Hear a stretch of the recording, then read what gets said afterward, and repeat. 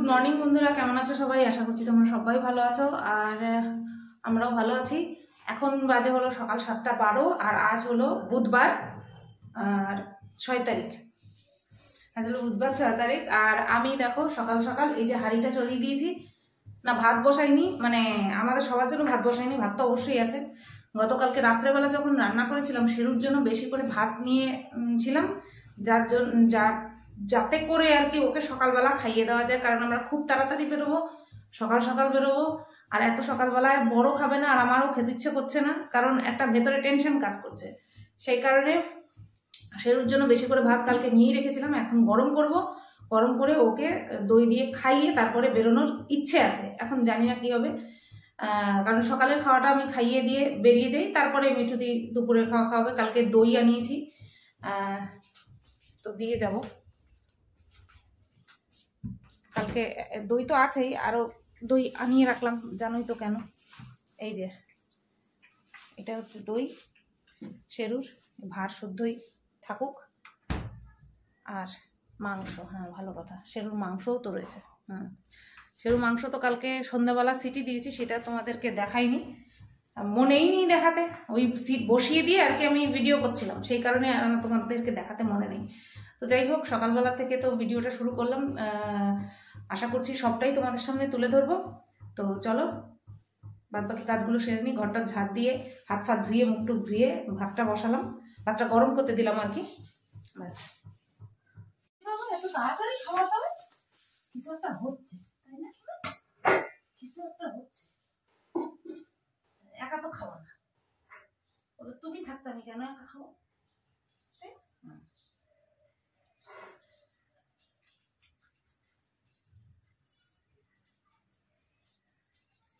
বন্ধুরা রেডি হয়ে গেছি, এই কুর্তিটা পরলাম আর এই যে আমি রেডি, কুর্তির সঙ্গে ম্যাচিং করে কানের।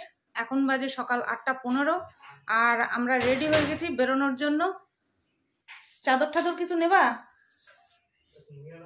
ট্রেনের মধ্যে যাম তো, লাগবে না, না না এত হাওয়া লাগবে না আর এত ঠান্ডা পড়ে না। তো চলো বেরিয়ে পড়ি। ও জলের বোতল গুছাচ্ছে আর সেরুকে খাইয়ে দিলাম দেখতেই পেলে, আর দিয়ে এসছে, ও দিয়ে এসছে। চিৎকার তো করবে, ওর এটা কি বলবো, জানে যে কোথাও যাচ্ছে, সেই কারণেই চিৎকার ফাৎকার করছে। চলো বেরিয়ে পড়ি, চলো। ওই সাইকেল নিয়ে যাব, কারণ এখন আর অটো বা কোনো কিছুর জন্য ওয়েট করার সময় নাই।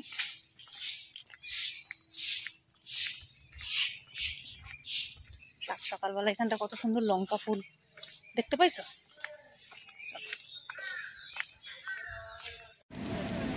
তো এই দেখো বন্ধুরা, ট্রেনে উঠে পড়েছি। আর একটা জিনিস দেখো, এই যে দেখো শাখা পড়েছি, কিন্তু দেখেছো শাখা পলা পড়েছি।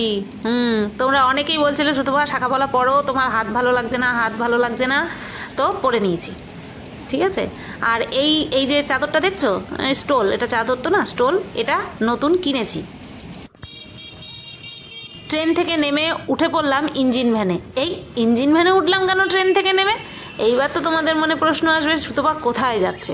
তো দেখতে থাকো সুতপা কোথায় যাচ্ছে। তো ইঞ্জিন ভ্যানে উঠে পড়েছি, এইবার কোথায় নামবো চলো। ইঞ্জিন ভ্যান থেকেও নেমে পড়লাম, কোথায় নামলাম চলো ব্যাক ক্যামেরা অন করে দেখাই। এটা হচ্ছে সুপার মার্কেট, হাবড়ার সুপার মার্কেট। হ্যাঁ, নেমেছি সুপার মার্কেটে। কোথায় যাচ্ছি এ কি? আজকে তো 6 তারিখ ডিসেম্বরের, আমি তাহলে কোথায় যাচ্ছি? আমার কি মাথা খারাপ হয়ে গেল? তো দেখো চারদিকে কত কিছু বসেছে, মার্কেট বলে কথা, সব রকমের জিনিসপত্র, নাইটি রে, চুড়িদার রে, দেখার মতন জিনিস। মানে কি বলবো, এখনকার দিনে যে ফ্রক কুর্তিগুলি বেরিয়েছে না, আমার না দেখলেই মনে হয় কি আমি নিয়ে নিই, কিন্তু সেটা তো আর সম্ভব না। চলো সুপার মার্কেট ঘুরে এইবার হাবড়া থেকে নৈহাটি 73 বাসে উঠে পড়ি। কোথায় বসলাম? আমি বসতে পারবো এখানে? সরো। তাই কি?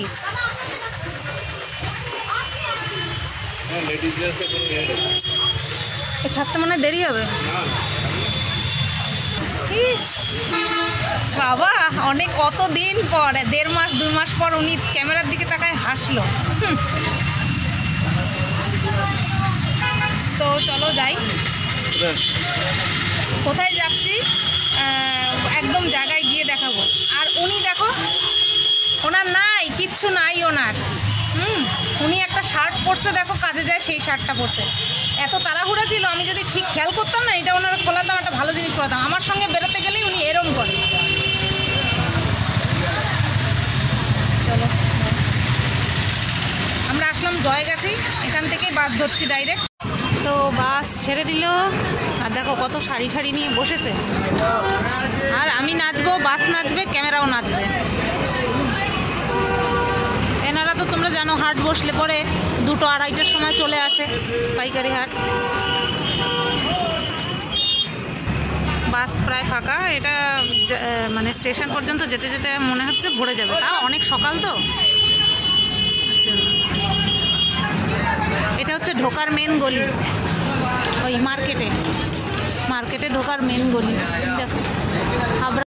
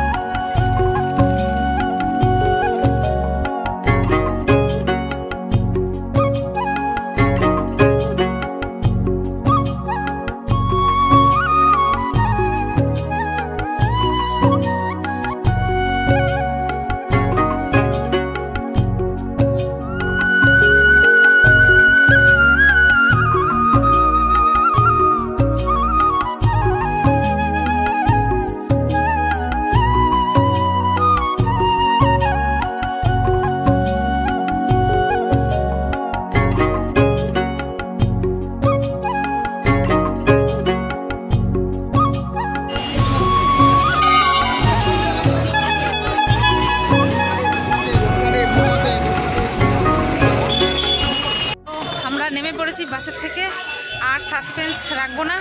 আমরা চলে এসেছি নৈহাটি। তো বুঝতেই পেরেছো নৈহাটি মানে কি, নৈহাটি মানে হচ্ছে বড় মা।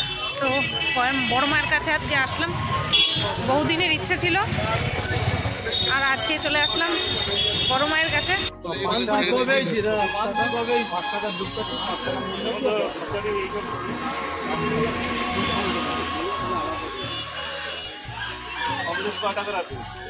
পাঁচটা আছে, বেশি দেবো? বেশি দেবো? কটা দেবেন বলুন? পাঁচটা করে দিয়ে দেবো, সব পাঁচটা করেই করা। দাঁড়াইছো যখন নিয়ে নাও। কয়টা লাগবে বলো? খারাপ জিনিস দেবো না দাদা, নিজে কেউ নেবে আসবে না। প্যারাই চলে এটা।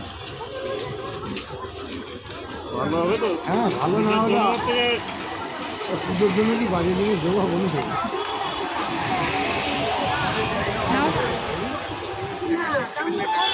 বড় প্যাকেট নেই, বড় করে দিলে করে দেওয়া যাবে। চলতে চলতে ডালা নিয়ে নিলাম, ও নিচ্ছে আর আমি ক্যামেরাটা ধরছিলাম। তো চলো যাই, যেটা বলছিলাম আর কি। তো চলে আসলাম বড় মায়ের কাছে। বড় মা আজকে ডেকেছে। নাও তুমি হাতে নাও, তুমি নাও। বড় মা আজকে কি বড় মা আজকে আমাদেরকে ডেকেছেন, তাই আমরা চলে আসলাম বড় মা। হ্যাঁ, দিল্লি আমাদেরকে ডাকেনি। হ্যাঁ ঠিক বললাম তো, দিল্লি আমাদেরকে ডাকেনি, আমরা যাবো না দিল্লি এখন। তো আপাতত যাবো না, বড় মার কাছে আসলাম। এই তুমি একটু করে দাও। আমরা সবাই, আমি না কত খুশি বলো, বর কতদিন পরে ক্যামেরার সামনে আসছে। তোমরা খুশি না বলো বরটাকে দেখে? ওর অনেক বোঝাপড়া হয়েছে। এবার কি বোঝাপড়া হয়েছে তোমাদেরকে আমি বলবো, বাড়ি গিয়ে বলবো, ঠিক আছে? তো চলো এখন মায়ের কাছে যাই। লাইন দেখো, আমরা কোথায় যাব আমি জানি না, কোথায় যাচ্ছি। ওরে বাবা রে, সর্বনাশ রে, সর্বনাশ। এই কোথায় কি গো, আমরা কোন জায়গায় দাঁড়াবানি? আমরা কোথায় দাঁড়াবানি? সর্বনাশ।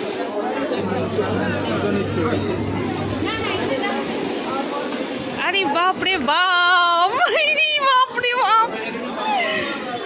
একটু টুক করে আমাদের বাচ্চা ভেবে মাঝখানে ঢুকাই দেবে। হ্যাঁ, আমরা একটু বাচ্চা, আমাদের ঢুকাই দেবে একটু মাঝখানে। এই সর্বনাশ, বাপরে বাপ,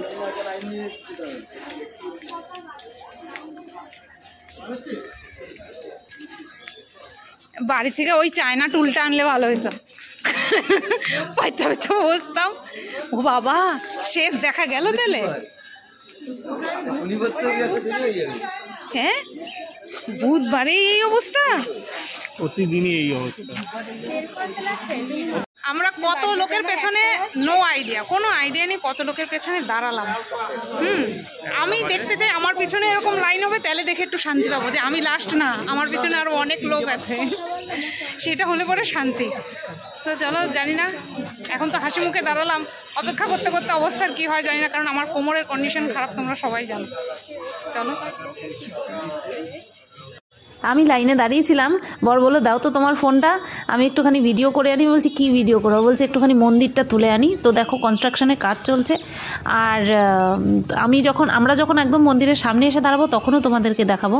তো ও দেখলাম এটা খুব সুন্দর করে তুলেছে, তাই তোমাদের সামনে এটা তুলে ধরলাম। যারা যারা তোমরা এসেছো তারা তো দেখেইছো, আর যারা আসোনি তারাও একটুখানি মন্দিরটা দেখে নাও।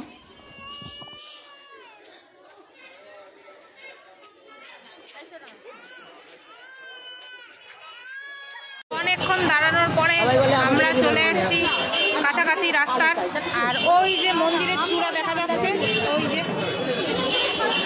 তো এখান থেকে টপকে চলে যাওয়া যেত, কিন্তু যেহেতু ওই টিন দিয়ে রেখেছে তাই আর যাওয়া যাবে না, বুঝতে পারলেন? নতুবা আমি এখান থেকে টপকে চলে যেতাম। তো প্রায় রাস্তার সামনে চলে এসেছি, চলো যাই।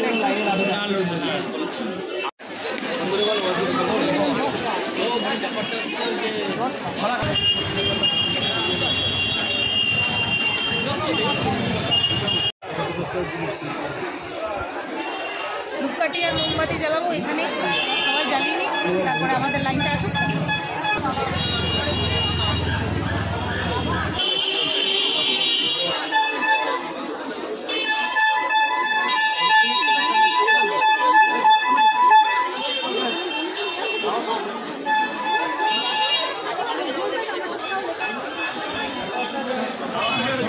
এখানে এখানে না না দেখা যাবে না, এইখানে দাও। ঘুরাচ্ছে কোথায়?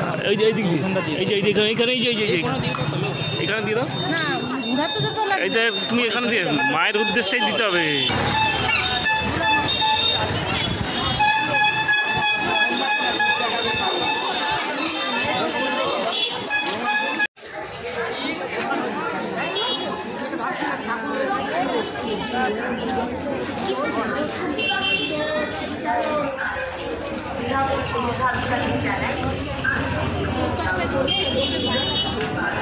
দেখো গায়ে লাগে না যেন।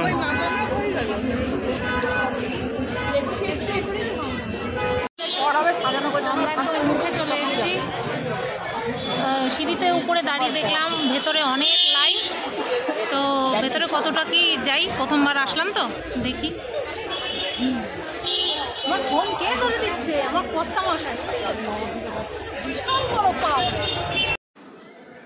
তো বাইরে ধূপকাঠি দিয়ে আরতি সেরে ভেতরে ঢুকেছি। তো বর এইদিকে আবার যেহেতু ফটো তোলা করা বারণ, ক্যামেরা করা বারণ, তাই একটুখানি দরজার ছবিটা তুললো যেখানে বড় মা লেখা রয়েছে।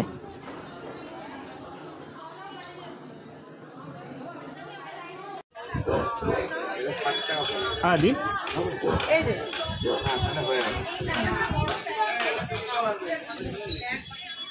পুরোপুরি 50 দিন হচ্ছে না।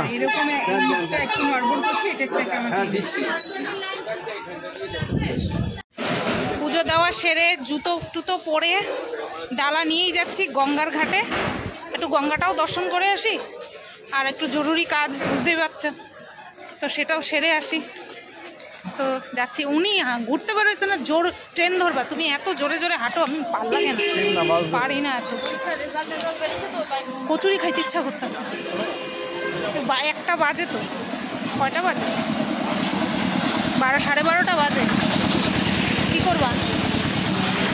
হ্যাঁ, এখানে খেয়ে ওইখানে ক্লিন করে নিয়ে বাড়ি গিয়ে খাবো। বাড়ি গিয়ে কি খাবা? কে রান্না করবে বাড়িতে গিয়া? সে তো ভাত করতে হবে না, বাড়ি গিয়ে কোনো রান্না বান্না হবে না আজকে। চিন্তা করো, এক জায়গায় ঘুরতে এসেছি তাই বলে বাড়ি গিয়ে রান্না করে তুমি কইরো আমি খামু। তো চলে আসলাম আমরা ফেরিঘাটে, নৈহাটি ফেরিঘাটে, গঙ্গার কাছে। বাহ, কত সুন্দর। তো দেখো এই গেটটা বন্ধ, এই গেটটা বন্ধ না থাকলে ওই পাশ দিয়ে যাওয়া যায়। হ্যাঁ, এখানে গাড়ি পার্কিং এর ব্যবস্থা, আর ওইটা দিয়ে লোক যাতায়াত করে। বেশ খুব সুন্দর জায়গা, শান্তির জায়গা গঙ্গা। তো আমরা এখন বেরোবো, ওই ঝুড়িটা কই এর মধ্যে, এটা জলের পলিথিন ছিল, আমি ব্যাগ খুঁজছিলাম, এইটার মধ্যে করে জল নিয়ে এসেছিলাম, তো বললাম এটার মধ্যেই করে ভরে নাও, আর ব্যাগ কিনা লাগবে না। তো এখন যাই, একটুখানি খাওয়া দাওয়া করি, ব্যাস তারপরে আবার বাড়ির উদ্দেশ্যে রওনা দিই। ওইদিকে তো শেরু ফোন করলাম মিঠুদির কাছে, ঠিকই আছে বলছে, তুমি চিন্তা করো না, আস্তে ধীরে সুস্থে আসো, কারণ আমি কোনো জায়গায় গেলেই আসার জন্য এত ব্যস্ত হই, শেরুর জন্য একমাত্র। চলো, কোমরের অবস্থা বেজায় খারাপ, চলো। অনেক অবশেষে বৈশা খাওয়ার জায়গা পাওয়া গেছে,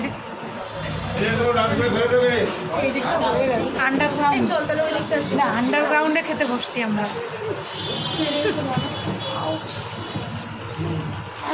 দেখো, খাবার খেয়ে পাতা ডাস্টবিনে নিজে নিজে ফেলুন, অন্যের ভরসায় থাকবেন না। আসছে, চলে আসছে, অনেক অপেক্ষার পর চলে আসছে। খাও খাও খাও খাও খাও। কেমন খিদা পেটে সব ভালো। এই মিষ্টি নিবা?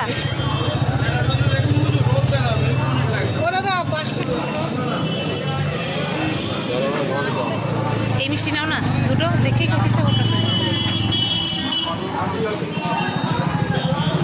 নাই প্যারা এখানে নাই। না না না, খাও খাও খাও, ছানা পায়েস খাও। কেমন, ভালো? ঠান্ডা? কি খাবা, গরম মিষ্টি? কি গরম খাবা?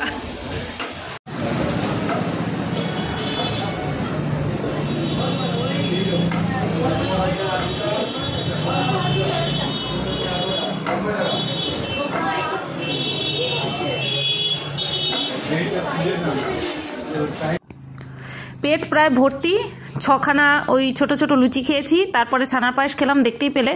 কিন্তু এখানে পেয়ারা মাখার দোকানে প্রচুর লাইন ছিল, তো দেখে একটুখানি জিভে জল চলেই আসলো।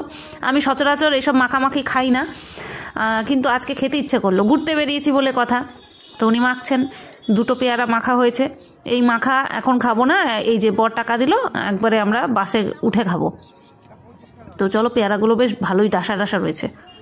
তো আমরা নৈহাটি হাওড়ার বাসে আবার উঠে পড়লাম, আর আসার সময় যেরকম সাইডে বসেছি, যাওয়ার সময় সেরকম সাইডেই বসছি। আর আসার সময় নিয়ে আসলাম পেয়ারা মাখা, তো 2টো পেয়ারা মাখা হয়েছে, তোমরা দেখতেই পেলে। তো এখন বসে বসে খাবো, এই যে চামচ হাতে করে নিয়ে এসেছি। একটুখানি জিরিয়ে নিই, একটু জল খেয়ে নিই, তারপরে একটু লুকটা দেখো, জাস্ট জিভে জল চলে আসছে তোমাদের, তাই না? কিন্তু পাতা একটা দিয়েছে, তাই এইভাবেই খাচ্ছি। কার জন্মদিন? কার জন্মদিন? ও বাবা, ও বাবা, হ্যাপি বার্থডে।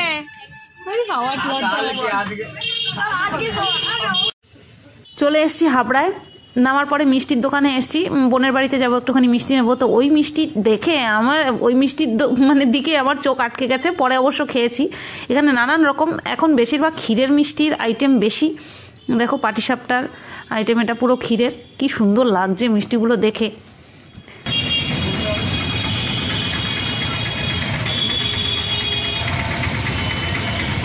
দেখে এত লোভ লেগেছে, একটা নিয়েই নিলাম, এই 1 পিস 15 টাকা দিয়ে। তো আমরা হাবড়ায় নামলাম, হাবড়ায় নেমে আমরা এখন আবার টোটো ধরলাম। আমি যাচ্ছি একটু বোনের বাড়ি, মেজো বোনের বাড়ি যাচ্ছি, মেজো বোনের বাড়ি হচ্ছে ওই ফুল আর প্রসাদটা একটু দিয়ে আসি, সেই কারণের জন্য যাচ্ছি। চলো যাই। তো চলে আসলাম, এখানেও পাইপ খোঁড়াখড়ি হচ্ছে। বাবারে বাবা, পাইপ বসানোর জন্য মাটি খোঁড়াখড়ি হচ্ছে। যাবো কি করে কে জানে, ওই দিকে যাবো কিভাবে দাদা, ওই দিকটা যাবো কি করে?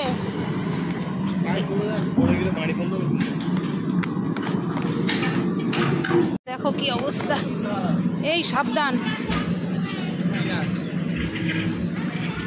ওরে বাবা, এখানে তো একটা ব্রিজ করার দরকার ছিল তোমার। হ্যাঁ,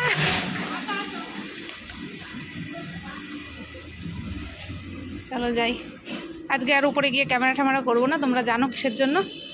চলো, এখানেই আমি বন্ধ করলাম। আমরা ফুল আর প্রসাদ দিয়ে বেরিয়ে গেলাম। আমরা পুচকির কাছেও যাইনি, কারণ এত দূর থেকে যাতায়াত করেছি তো, আর 1 মাস হয়নি, সেই কারণে আমরা যাইনি। দূর থেকে দেখে ওই ফুলটা দিলাম, প্রসাদটা দিলাম, চলে আসলাম। এইবার বাড়ি আসলাম আমরা ফ্যান্সি ওয়েডিং সেন্টারে। কি লেখা? স্টোর্স। আচ্ছা, সেন্টার বলতে গেছিলাম, স্টোর লেখা। এখানে এসেছিলাম কিন্তু এখান থেকে নিয়েছি সেই আমি যেখান থেকে প্রথমে নিয়েছিলাম সেখান থেকে, অর্থাৎ সঙ্গম ওয়েডিং সেন্টার থেকে। তো গুড ইভিনিং বন্ধুরা, আমরা বাড়ি চলে এসেছি অনেকক্ষণ, এখন 8টা বাজতে যায়। 8টা বাজতে 10-15 মিনিট, হ্যাঁ 10-12 মিনিট মতন বাকি। আমি সবসময় কারেক্ট টাইম বলি তো, তার জন্য। আর ও এসে বাজারে গেল, সবজি বাজার করে আনলো। মাছ তো বাজার সম্ভব না রাত্রেবেলা। আসার সাথে সাথে সেরুকে নিয়ে আসলাম, মিশুদি বাড়িতে একটু প্রসাদ দিয়ে আসলাম, ব্যাস। আর হচ্ছে তোমার ঘরটর গুছালাম। ও আসলো, জল আনতে গেল, বাজার করে আসলো, জল আনতে গেল, আমি চা করলাম, চা খেলাম। আজকে চায়ের মধ্যে চিনি দিয়েছি, কারণ ওই আলগা চিনি দিয়ে না আমার ভালো লাগে না। তাই বলছি তুমি একটা দিন চায়ে চিনি খাও। অন্যত্র আমি মিষ্টি খাই, চাটনিতে চিনি দিই, তাতে ওনার অসুবিধা নেই, চায়ে চিনি দিলেই ওনার অসুবিধা। কোনো মানে কি বলবো, মাথা মুন্ডু কিছু নাই ওনার ইসে। তো যাই হোক, এই যে বন্ধুরা দেখো, তোমরা বলছিলে সুতোবার শাখা পলা পরো, তোমার হাতে শাখা পলা পরো তো তুমি, তোমার হাতে ভালো লাগে না, খালি ভালো লাগে না। তো এই যে পরে নিয়েছি, আবার লক্ষ্মীবন্ত বউ হয়ে গেছি আমি, মানে এই দিক থেকে এই দিক থেকে ঠিকই আছি, দস্যি বউ। তো আজকে বহুদিন পরে তোমরা দেখতে পেলে যে ও ক্যামেরার সামনে আসলো। অনেক বোঝাপড়া করতে হয়েছে দুজনের মধ্যে, অনেক আর কি কথা দেওয়া নেওয়া হয়েছে, অনেক শর্ত পালন করা হয়েছে, মানে পালন করব বলেছি, তারপরে ও ক্যামেরার সামনে এসছে। সেটা হচ্ছে, আমি বলেছি কোনো চ্যানেলের ভিডিও আমি বন্ধ করব না। তখনও একটাই কথা বললো যে আমি যেন এরকম কোনো কথা না বলি যাতে করে নিরপেক্ষ দর্শকরা আমাকে কোনো বলে যে সুতরাং তুমি এই কথাটা বলো না, বা এই ল্যাঙ্গুয়েজ ইউজ করো না, এরকম। যেমন আমাকে পার্সোনালি এক দিদিভাই, মাসিমণি বলবো, মাসিমণি, হ্যাঁ, এক মাসিমণি মেসেজ করেছে, ভয়েস মেসেজ পাঠিয়েছে, তো ও সেটা শুনেছে। আমাকে বলছে সুতপা তুই খুব লজিক দিয়ে কথা বলিস, কিন্তু স্ল্যাং ইউজ করিস না। আমি তো স্ল্যাং ইউজ করি না, বহু দিন হয়ে গেছে। তারপরেও ছোটোখাটো যাই হয় না কেন সেটুকুকেও আমি অ্যাভয়েড করব। আর অবশ্যই এখন থেকে যতই আমি উত্তেজিত হই না কেন, সত্যি বলছি, কথা দিচ্ছি, যতই উত্তেজিত হয়ে যাই না কেন, উত্তেজিত হলে পরেও ভাষাটা যেন সংযত থাকে, সেই দিকটা আমি কথা দিয়েছি ওকে। কারণ আমি আমার এই কাজের জায়গাটা ছাড়তে পারবো না। তো ও কথা নিয়েছে। আর আমি বললাম যে আমি ভালো বলি বা খারাপ বলি, আমাকে নিয়ে কিন্তু অ্যান্টি ক্রিয়েটাররা করবেই, নোংরা কথা বলবে। তখন ও বললো সেইটা আমার দেখার দরকার নেই, যেটা দেখতে পাচ্ছে না সেটা নিয়ে যদি তারা বলে খুশি থাকে, সেটা তো আমাদের পাত্তা দেওয়ার দরকার নেই। আল্লাহ, হ্যাঁ, এই আন্ডারস্ট্যান্ডিংটাই দরকার। বলছে হ্যাঁ, তোমাকে এর সাথে ওর সাথে নোংরা সম্পর্কে লিপ্ত করছে, আমি কি তাই বিশ্বাস করছি? তাতে তো আমার কিছু যায় আসে না। তারপরে ওকে বাজে বাজে ভাষায় আক্রমণ করছে, বলছে আমার তো কিচ্ছু যায় আসে না, বলছে বলুক, কিন্তু তুমি তোমার তরফ থেকে যেন কোনো ভুল না হয়, ওর কথা হচ্ছে সেটা। তো এই আমার কন্ট্রোভার্সি চ্যানেলের এই বিষয়টা বলে দিলাম। আর ব্লগ চ্যানেলের যেরকম আমি প্রথম থেকে ছিলাম সেরকমই থাকবো। যেরকম আমি বলতাম যে আমার শ্বশুরবাড়ি আর 5টা সাধারণ শ্বশুরবাড়ির মতন, সেরকমই। মাঝখানে দেখো, মানুষ তো, মাঝখানে এমন কিছু হয়েছিল যার জন্য মানে বেরিয়ে গেছিল, তবে নিজেকে কন্ট্রোল করতে শুরু করে দিয়েছি। আর ও আগের মতন যখন ও বাড়িতে অ্যাভেলেবেল থাকবে আর কি, বাড়িতে উপস্থিত থাকবে, ক্যামেরার সামনে আসবে, আগে যেমন ওরকম করেছিল ওরকমটা আর করবে না।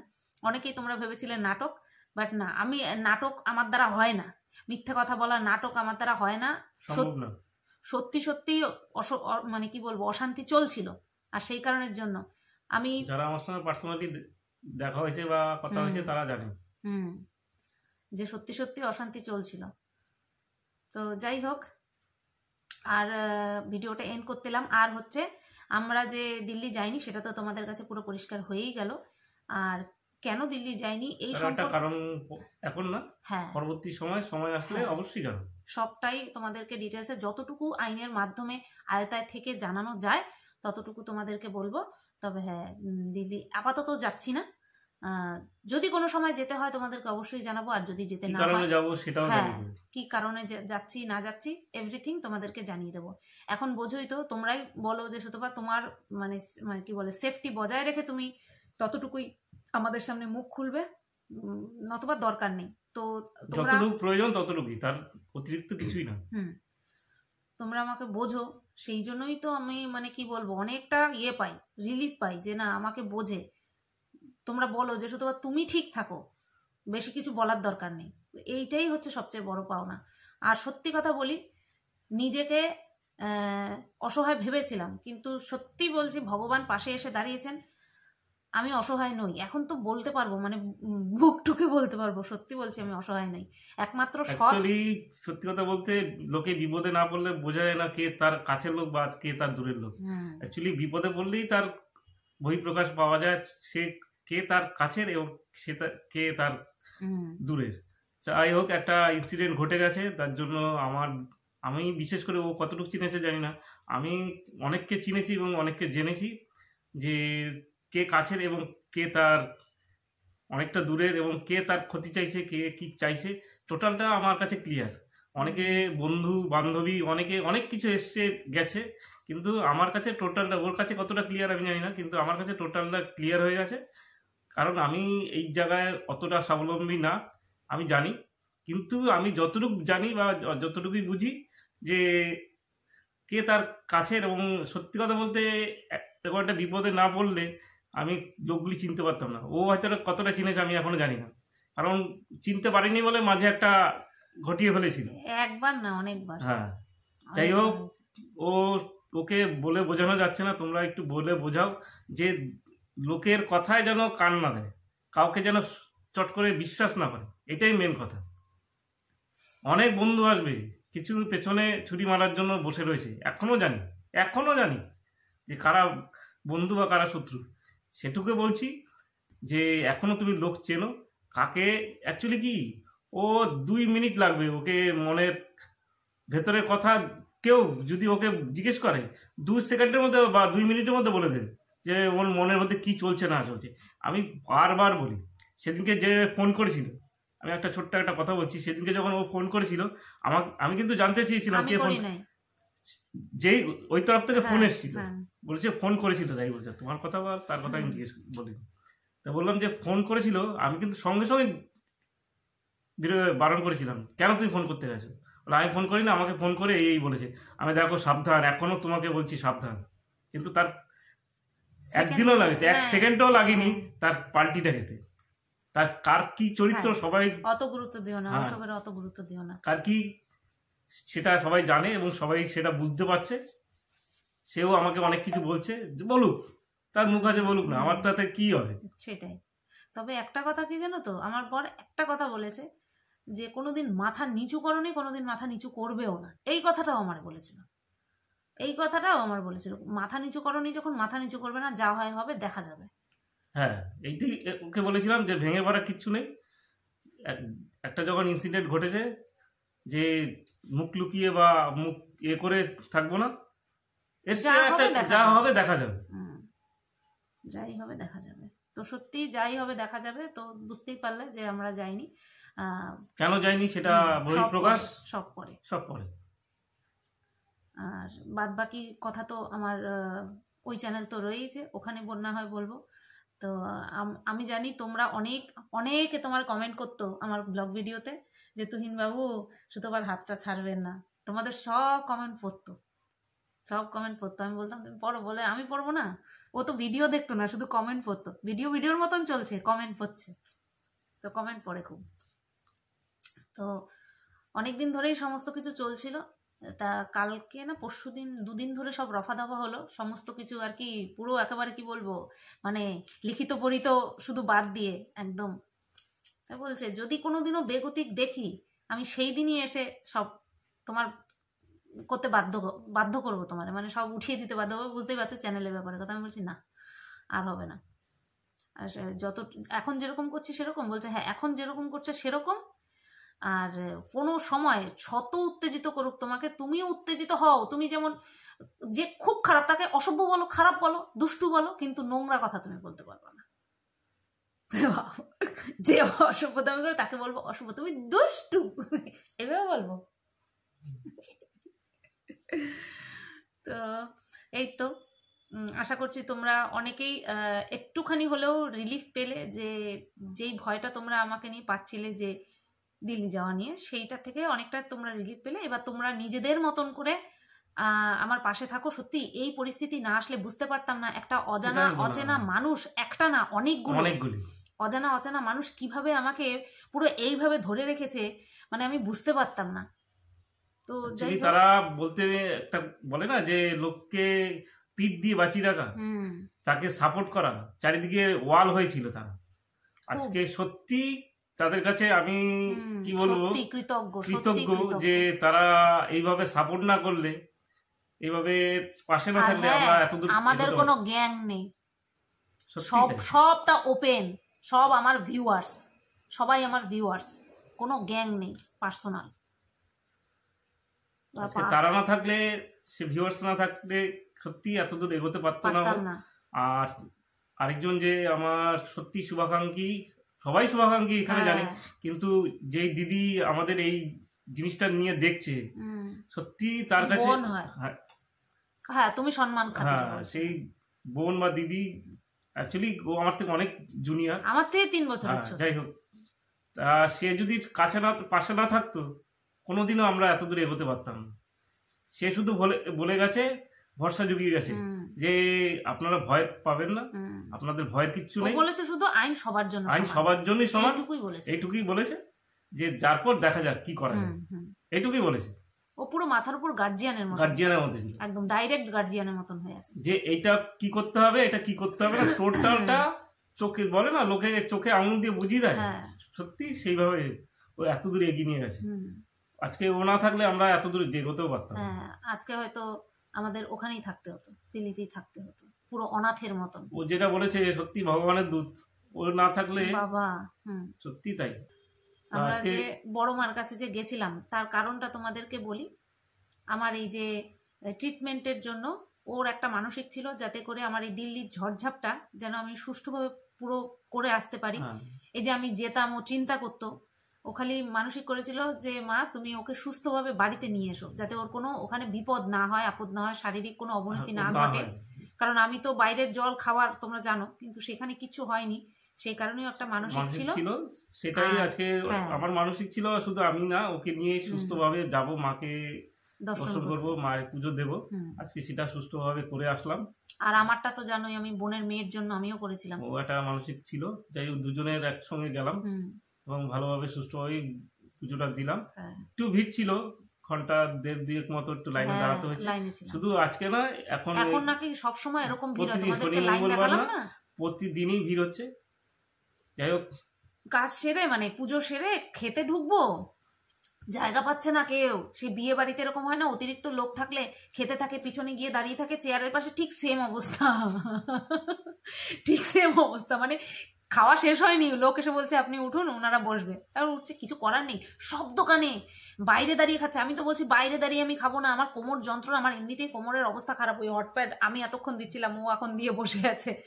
তাই আমি বলছিলাম আমি পারবো না বাইরে দাঁড়িয়ে খেতে, তুমি আমার ভেতরের দোকান নিয়ে চলো। তারপরে একদম মাথায় এসে, যেখানে বাস থেকে যেখান থেকে নামে সেইখানে এসে তারপরে একটা দোকান দেখলাম। শোনো না, বলছে কি জায়গা আছে বসা, ভেতরে কত বসার জায়গা জান, উমা ভেতরে ঢুকে কি দেখি কি পুরো আন্ডারগ্রাউন্ডের মতন অবস্থা, আর বসার জায়গা ওই যে বললাম চেয়ারের পিছনে দাঁড়িয়ে আছে, এরকম অবস্থা। তো যাই হোক, মানুষের ঢল প্রচুর পরিমাণে। ওই যে একটাই কথা, মার কাছে যে যায় খালি হাতে ফেরে না। তো দেখা যাক, সবটাই তার ইচ্ছা। হ্যাঁ, ইচ্ছা যদি সৎ হয়, মনে যদি কোনো কিছু অসৎ উদ্দেশ্য যদি না থাকে, তো আশা করছি মা তাকাবেন। এবার সবটাই মায়ের উপর, ভবিষ্যৎ বলবে কি হয় না হয়। তো এই তো, আর বলেছি তোমাদের ভালোবাসা যেন আমার উপর অটুট থাকে, এটাও বলেছি। তো চলো ভিডিওটা এখানে এন্ড করছি। আজকে দিনটা ক্লান্তিতে ছিল, ক্লান্তিতে কাটালাম, কিন্তু মনে একটা শান্তি, মনে বহুত শান্তি নিয়ে কাটিয়েছি। একটা দিক তো আমার ঘরের এই অশান্তিটা তাও যাই হোক কোনো রকমে মিটেছে। ওর সঙ্গে আমার বন্ডিং কোনো দিন এই 10টা বছরে কোনো দিনও আজ পর্যন্ত এরকম খারাপ পর্যায়ে যায়নি, এইবার যেরকম হয়েছে। তার তো কারণও ছিল। অবশ্যই কারণ তো আছে, আমি কি অস্বীকার করছি? যদি কারণ না থাকতো আমি তোমার কথা শুনতাম না। কারণ আছে বলেই আমি বলি না আমার দোষ থাকলে আমি মাথা নত করবো, আর দোষ না থাকলে কিচ্ছু না। তো চলো, সবকিছু সুষ্ঠুভাবে হওয়াটা দরকার। আমার যুক্তি তোমাদের মন জয় করে, তো সেই যুক্তি দিয়েই আমি ভিডিও করব। আর ব্লগ ভিডিওতে চেষ্টা করব খুব সুন্দরভাবে সবকিছু দেখানোর। তো ভেরি রিসেন্ট একটা বিয়ের নিমন্ত্রণ আছে, তোমরা ভালো মতন জানো। তো আশা করছি সেখানে যাব, ভালো করে আনন্দ করব, তোমাদের কাছে একটা পুরো বিয়ের ভিডিও তোমাদের সামনে তুলে ধরবো আশা করছি। তো চলো, এই সুন্দর ভিডিওটা আজকের এখানেই শেষ করলাম। সবাই তোমরা ভালো থেকো, সুস্থ থেকো, আর কন্ট্রোভার্সি চ্যানেলে তো নজর রাখবেই তোমরা। টাটা।